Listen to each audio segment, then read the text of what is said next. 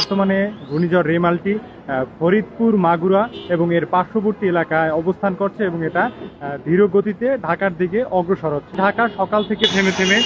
বৃষ্টি হচ্ছে এবং সাথে সাথে হালকা বাতাস রয়েছে এবং ঢাকার যে প্রধান সড়কগুলো এখানেও কিছু জলবদ্ধতা দেখা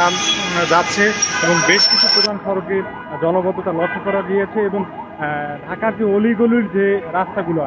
সেই রাস্তাগুলো কিন্তু এখন এই সকাল থেকে বৃষ্টি হওয়ার কারণে রোডগুলো জলবদ্ধতা লক্ষ্য করা গেছে এবং আবহাওয়া অধিদপ্তরের যে সর্বশেষ তথ্য অনুযায়ী যেন আমরা